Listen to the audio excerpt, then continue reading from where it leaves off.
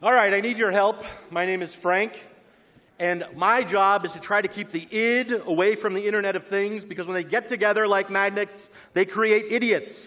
And I'm going to try to give you the tools to keep this from happening as our world moves forward to the Internet of Things. Freud knew a lot about id. He knew it had something to do with the pleasure principle, and that when it was denied in our personalities, anxiety and tension grew in people who want things to happen immediately, like creative directors and clients. They want things now. But the Internet of Things is slow, it's complex, and it butts heads every time the id gets involved. And so our job tonight is to tell you how to keep the two separate so you don't create an idiot.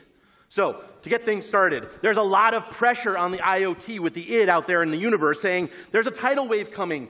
Every electronic device will be connected to the internet by 2020. There's a $1.2 trillion price tag on all of this. So people are very eager to make money. Whirlpool has been promising our ids the satisfaction of a connected kitchen for 60 years. And yet we still don't have this thing as a real, beyond the prototype stage in trade shows and things like that. And our popular culture drives towards the connected car. We've been promised a connected car world since Kit and David Hasselhoff jumped out in Knight Rider.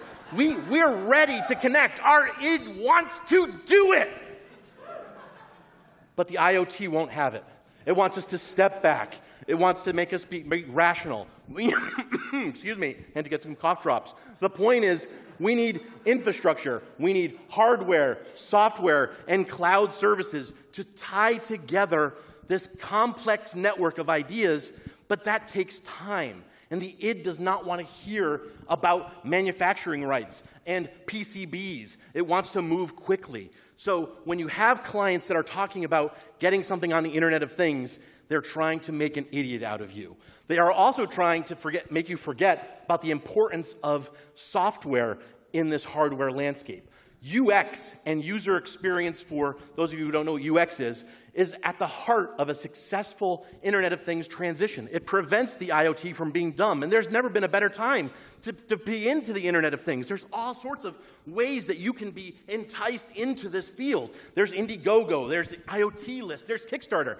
Anybody can jump in. Our ids get satisfied, and yet when our id moves too quickly, we get smart diapers that track UTIs in infants. Some people think there's a place for that, right? But then there's, when the id, gets really what it wants, it picks up the Nest, right? And oh, the id was so satisfied with that 3.2 Google acquisition of Nest that our id just kept saying, I want mine now. Give me mine now. But it's not that easy. That's a unicorn.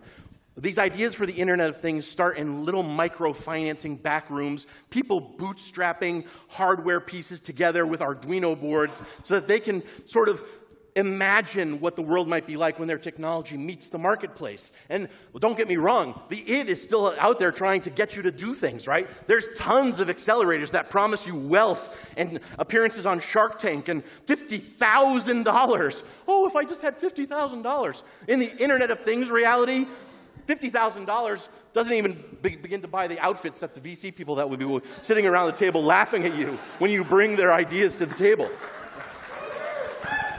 And so an Internet of Things investment firm company is so much greater than the sum of its parts. That beautiful unicorn of Nest is made up of hundreds of discrete components that take years to prototype, design, manufacture, create firmware for, then connect the pieces together in a beautiful UI. So how do you bring the tools to your clients, to your businesses?